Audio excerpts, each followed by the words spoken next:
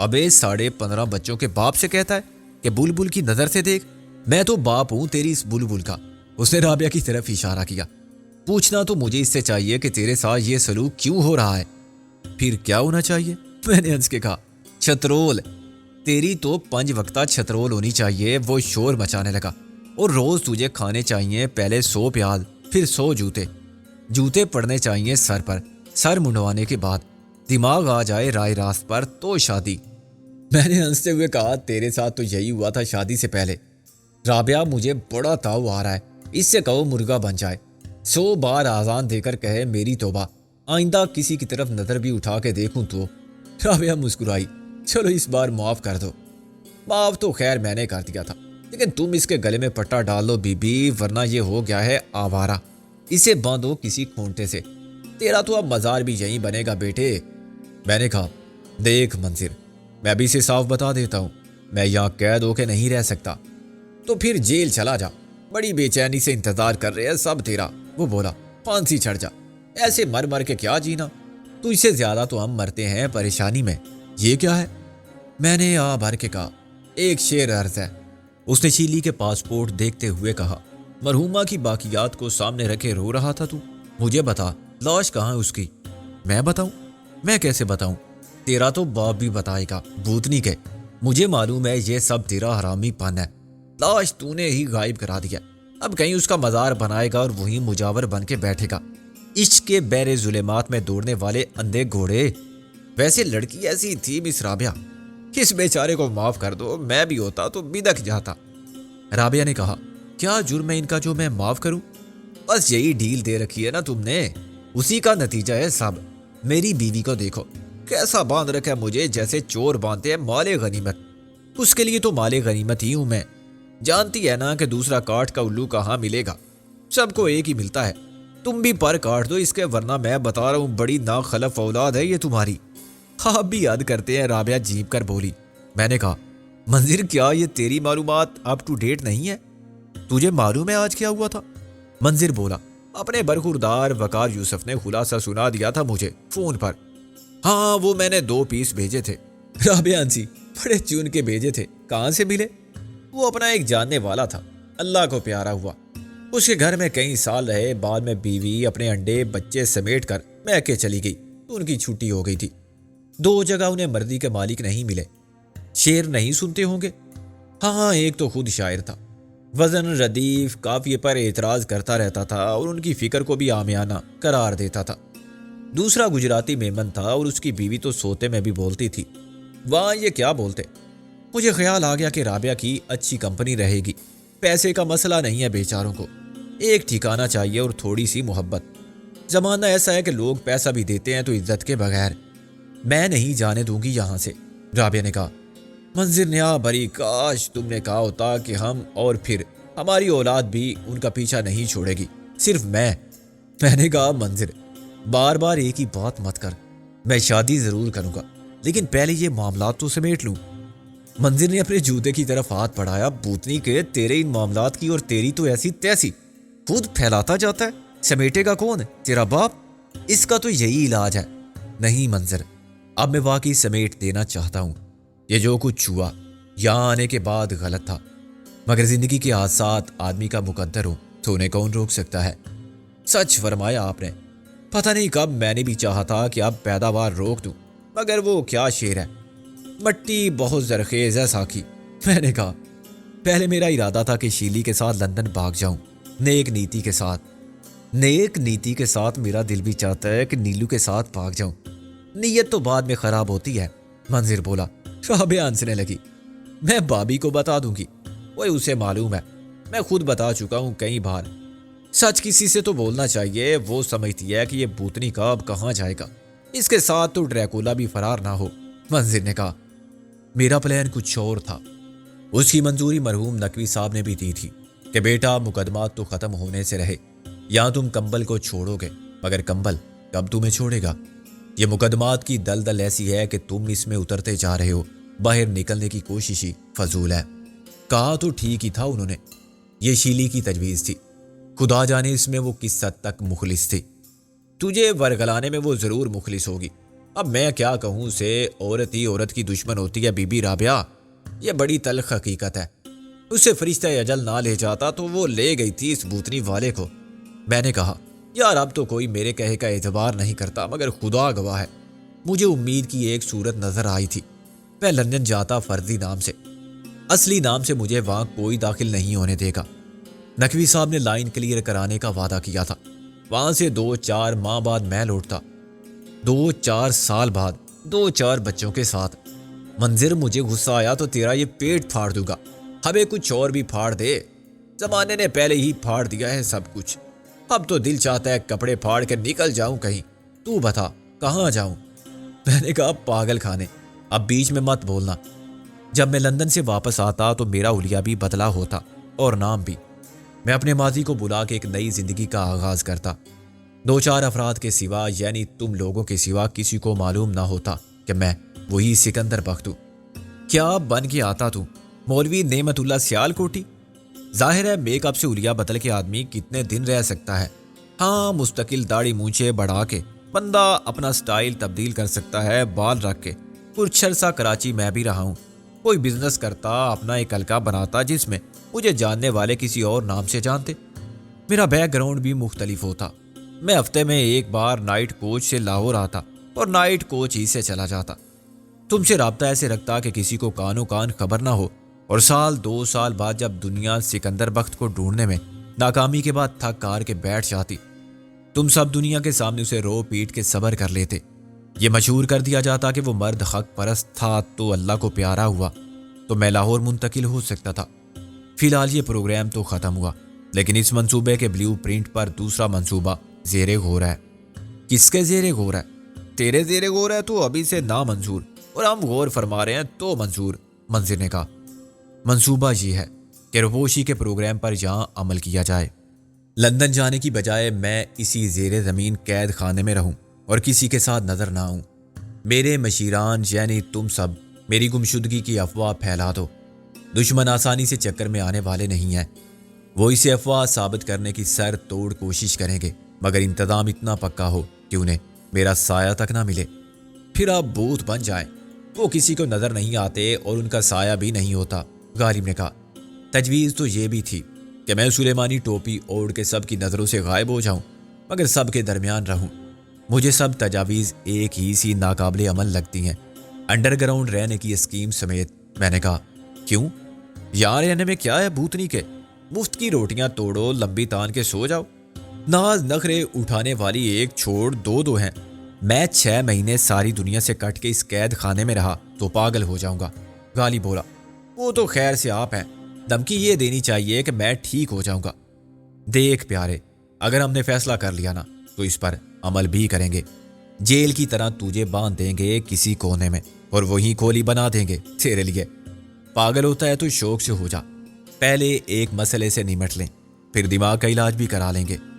غالب نے تائید کی بالکل ٹھیک، پہلے جان بچائی جائے، ورنہ دماغ بھی نہیں ہوگا تو ٹھیک کیا کرائیں گے؟ غالب نے کہا اور یہ ہو سکتا ہے کہ اس کار خیر میں 6 مہینے نہ لگے، یہ تو زیادہ سے زیادہ وقت ہے، اور کم سے کم 5 مہینے 29 دن۔ غالب نے کہا ہم اس عرصے میں تمہارے لاپتہ ہونے کا یقین دلا دیں گے، تمہاری رحلت کا بندوبست کر لیں گے، اور سرکاری طور پر تمہاری دردناک موت کا پورا ڈرامہ اس طرح پیش کیا جائے گا کہ خود تمہیں اپنی جوان مرگی پر رونا آئے گا۔ یہ میری ڈائریکشن کا کمال ہوگا۔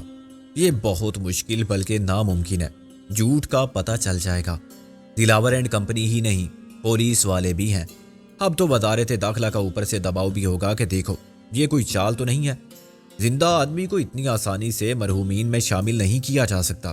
میں نے کہا ہم نے اس پر تفصیل سے غور کیا ہے اور بحث کی ہے، یا آپ ہم پر چھوڑ دیں اور خاموشی سے صرف تماشا دیکھیں، ہمیں اپنا کام کرنے دے۔ منظر نے بھی سر ہلایا۔ پہلے میرا بھی خیال تھا کہ ساری دنیا کو دھوکہ دینے والوں کو دھوکہ دینا ناممکن ہے، مگر اب میں کسی حد تک قائل ہو گیا ہوں کہ سوچ سمجھ کے ہر قدم اٹھایا جائے تو مرحلہ وار یہ کام ہو سکتا ہے۔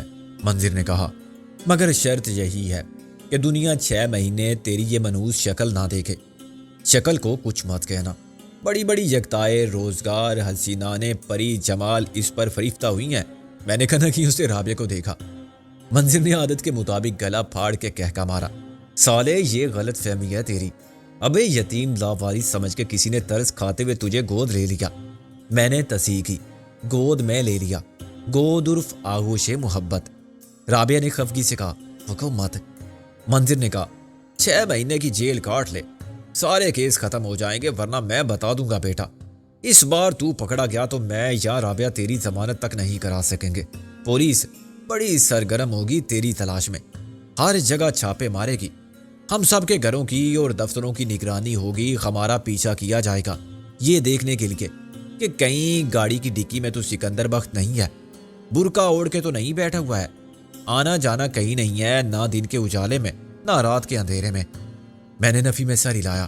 یہ سب میں نہیں کر سکوں گا, تیرا تو باپ بھی کرے گا بوتنی کے, قسم خدا کی انجیکشن دے کر لمبا لٹائے رکھیں گے یہیں. غالب نے کہا ہمارے لیے یہاں بھی بڑا رسک ہے, ذرا سی بے احتیاطی سے تو پکڑا گیا تو ساتھ ہی ہم سب بھی اندر ہو جائیں گے. دھوکہ دہی کا اور قانون کی آنکھوں میں دھول جھونکنے کا پتہ نہیں کتنے سنگین الزامات کا سامنا کرنا پڑے گا. اس لیے تو میں کہتا ہوں کہ یہ سب مت کرو, اور کوئی طریقہ نہیں ہے سکندر. میں نے کہا فرض کرو میں کہیں چلا جاؤں, لندن نہ صحیح کراچی. غالب نے انکار میں سر ہلایا. پولیس ہی نہیں پبلک بھی تمہیں کہیں نہ کہیں پہچان جائے گی اور پکڑے گی. تمہارے خلاف تو پولیس کی زبردست مہم شروع ہونے والی ہے. اخباروں میں تصویریں چھپ چکی ہیں, جب پوسٹر لگ جائیں گے ہر شہر کی ہر گلی میں تو تم لوگوں کی نظر سے کیسے بچو گے؟ فرض کرو میں تمہاری بات مان لوں, پھر بھی کیا گارنٹی ہے 6 مہینے بعد نئے نام اور بدلے ہوئے حلیے میں بھی کوئی مجھے پہچان جائے؟ میں اپنے فنگر پرنٹ تو نہیں بدل سکتا نا. میری صورت سے ملتی جلتی صورت والوں کو بھی پکڑا جا سکتا ہے, اور تصدیق کے لیے فنگر پرنٹ ہیں پولیس کے پاس. جو سکندر بخت نہیں ہوگا وہ نہیں پکڑا جائے گا. سکندر بخت پکڑا گیا تو حلیے یا نام کی تبدیلی سے بچ نہیں سکے گا. غالب نے کہا امید پر دنیا قائم ہے, 100% یقین کے ساتھ کوئی کام آغاز نہیں ہوتا. ویسے تو سب کچھ خدا کی مرضی پر منحصر ہے, مگر وہ بھی تو کہتا ہے کہ کوشش کرو. اوکے میں تم سب کو انکار نہیں کر سکتا, میں تعاون کروں گا لیکن مشروط طور پر. مجھے سب کچھ بتایا جائے اور ٹھیک 2 مہینے بعد میں پیش رفت دیکھ کے فیصلہ کروں گا کہ اس منصوبے کو جاری رکھا جائے یا ختم کر دیا جائے. ٹھیک ہے, لیکن تمہاری جان چھوٹ گئی تمام قانونی مسائل سے. بالفاظ دیگر تم کو تختہ دار تک پہنچنے سے بچا لیا گیا, جس کا موجودہ حالات میں 1% چانس نہیں, کیونکہ تمہارے خلاف درجنوں مقدمات ہیں اور کم سے کم 3 میں تمہیں سزائے موت لازمی ہو سکتی ہے. تو بقیہ زندگی تم شرافت سے گزارو گے, بالکل میری طرح. منظر نے کہا بس ایک ہی کام ہوگا.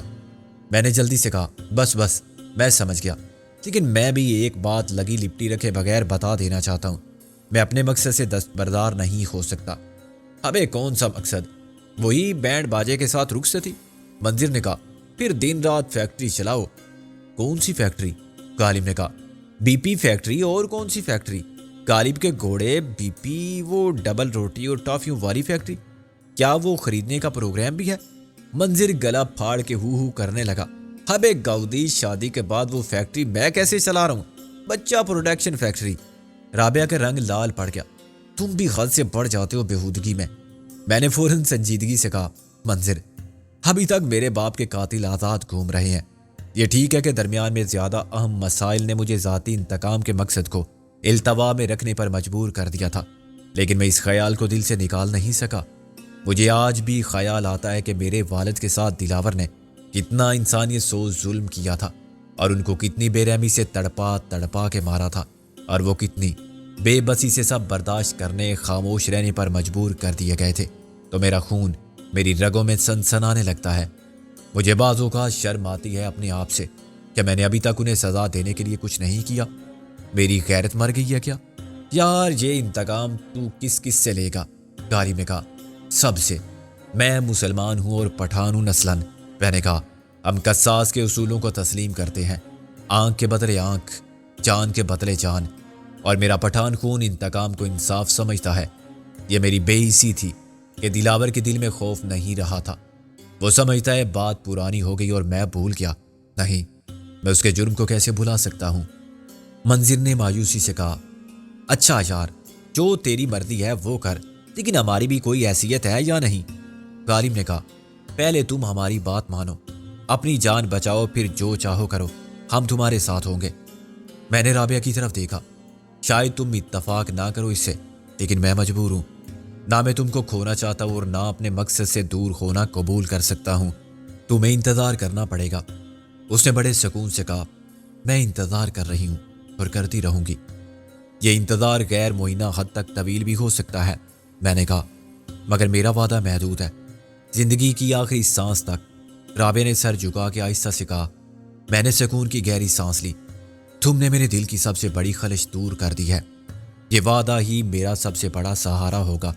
اس کی خاطر میں اپنی حفاظت بھی کروں گا، کیونکہ میں بھی پابند ہوں تمہارے پاس لوٹ کر آنے کا۔ منظر نے گھڑی دیکھی۔ یار اب میں تو چلتا ہوں، ورنہ بیوی مارے گی، بہت دیر ہو گئی۔ کیوں سلہ میاں کی گائے کو بدنام کرتا ہے منظر؟ وہ کچھ کہتی ہے تجھے؟ وہ مار سکتی ہے تجھے؟ ابے وہ ہر وقت کچھ نہ کچھ کہتی رہتی ہے، یہی تو سب سے بڑی مار ہے اس کی۔ منظر اٹھ کھڑا ہوا۔ وہ اللہ میاں کی گائے نہیں، مرغی ہے جو ہر وقت کڑکڑاتی رہتی ہے مگر کڑک نہیں ہوتی۔ وقار نے کہا۔ جب آپ آئے تھے تو کیا آپ کو محسوس ہوا تھا کہ باہر کچھ لوگ کھڑے ہیں؟ بڑے مشکوک انداز میں۔ اب غور کروں گا، میری تو گاڑی ہی باہر کھڑی ہوئی ہے، منظر نے کہا اور اوپر چڑھ گیا۔ الماری سے گزرا اور غائب ہو گیا۔ وقار نے کہا۔ میرا خیال ہے کہ ہم بھی چلیں اپنے گھر۔ رابعہ بولی۔ یہ پرایا گھر ہے؟ میرا مطلب تھا جو میرا گھر ہے، نقوی صاحب کی سرکاری کوٹھی نہیں۔ وہاں تو کل جائیں گے، سوئم ہوگا، بس اس کے بعد جائیں گے تو سامان اٹھانے کے لیے، وقار نے کہا۔ میں نے کہا اپنی بیوی سے تو پوچھ لو، وہ جائے گی؟ آج کا دن جہاں گزار کے وہ خاصی پرسکون ہو گئی ہے۔ وہ رہنا چاہے رات کو بھی تو رہے۔ سچی بات یہ ہے کہ مجھے اجنبی ماحول میں صحیح نیند نہیں آتی اور میں آج رات واقعی سونا چاہتا ہوں، وقار یوسف نے کہا، اپنے بیڈ روم میں۔ پھر تم ضرور جاؤ، رابعہ نے کہا۔ وقار کے جانے کے بعد میں نے کہا، ابھی سے میں خود کو ایک قیدی محسوس کرنے لگا ہوں۔ یہ احساس بڑا عجیب لگتا ہے مجھے کہ دنیا میرے لیے سمٹ کر اس کمرے کی چار دیواری اور چھت تک محدود ہو چکی ہے، اور میں یہاں چھپ کر رہنے پر مجبور ہوں کیونکہ باہر خطرہ ہے، موت ہے۔ ایسی باتیں مت سوچو، یہ سوچنے کی بات نہیں، وہ حقیقت ہے جس سے سمجھوتا کرنا مشکل لگتا ہے۔ بالکل جیل میں نووارد قیدی کی طرح تم سب آزاد ہو، باہر کی دنیا میں جو کچھ ہے سب تمہارے لیے ہے، غالب نے کہا۔ باہر کی دنیا کو ہم یہاں لا سکتے ہیں، کیا چاہیے تمہیں؟ مجھے آزادی چاہیے، اس حد تک کہ میں چاہوں تو گوال منڈی جا کے تکے کباب کھا سکوں، مزنگ چلا جاؤں، مچھلی کھانے، انار کلی، مال سبھی میرے لیے ممنوعہ علاقے ہو چکے ہیں۔ جب تک میں اس دنیا میں تھا یہ نہیں سوچا تھا اس سے محرومی کیا چیز ہوگی۔ اب اندازہ ہوتا ہے کہ 6 مہینے تک لاہور رہ کے لاہور سے دور رہنا، لاہور کو نہ دیکھنا، لاہور کو نہ محسوس کرنا کتنا مشکل ہوگا۔ نہر کے کنارے کی صبح، انار کلی کی دوپہر، باغ جنا کی شام اور مال روڈ کی رات۔ بس کر یار، ابھی سے رونا شروع کر دیا۔ کیسے ہوگا پھر یہ کام اور زندگی کیسے گزرے گی؟ زندہ رہنے کی ضرورت سے انکار نہیں کیا جا سکتا، اور زندہ رہنے کے لیے بہت کچھ برداشت کرنا پڑتا ہے۔ کڑوی دوا بھی پیتا ہے آدمی، اور اپنے جسم کی چیر پھاڑ اور کاٹ چھانٹ بھی قبول کرتا ہے۔ یہ واقعی مایوسی اور فرسٹریشن کا رد عمل ہے۔ جیل میں نووارد بھی بہت جلد مستقبل کی امید کے ساتھ آزمائش کے دن کاٹنے لگتا ہے، اور دن کتنے ہی مشکل ہوں کٹ جاتے ہیں۔ بالآخر وہ پھر اپنے گھر میں اپنوں کے درمیان ہوتا ہے جن کے لیے وہ جیتا ہے۔ یہی سوچ کے میں بھی مجبور ہو جاتا ہوں کہ میری یہ زندگی صرف میری نہیں، میں نے کہا۔ اگر صرف اپنی ہوتی تب بھی کیا اسے ضائع کیا جا سکتا تھا؟ فضول اور بے وقت سمجھ گئے، نہیں، ایسا ہوتا تو وہ سب خودکشی کر لیتے جو فٹ پاتھ پر گوشت کے لوتھڑوں کی طرح پڑے نظر آتے ہیں۔ اندھے، اپاہج، مفلوج، لاچار بھی زندگی سے چمٹے رہتے ہیں۔ اتنی بدصورت اور گری نظر آنے والی زندگی بھی بہت خوبصورت اور قابل قدر ہوتی ہے۔ تم تو لاکھوں کروڑوں سے زیادہ خوش نصیب ہو، کیا میسر نہیں ہے تمہیں؟ مال و دولت، عزت، صحت، ہم سب کی رفاقت، اور سب سے بڑھ کے رابعہ کی محبت۔ میں نے شرمندگی سے کہا، میں کفران نعمت کا گناہ نہیں کر سکتا۔ خدا کا شکر ادا کرنا بھی مشکل نظر آتا ہے مجھے، جس نے ان گنت مواقع فراہم کیے، مجھے حادثات سے بچایا، دشمنوں سے محفوظ رکھا، ذلت اور رسوائی سے بچایا، ورنہ یہ بھی ہو سکتا تھا کہ استاد ٹیڈی کی طرح میں آج ایک ڈھانچہ ہوتا، کسی قبر میں پڑا ہوا۔ میں ایک ہاتھ، پیر یا آنکھ سے محروم ہوتا، کسی ذہنی صدمے سے پاگل ہو جاتا، یا کال کوٹری میں پھانسی چڑھنے کی تاریخ کا انتظار کر رہا ہوتا۔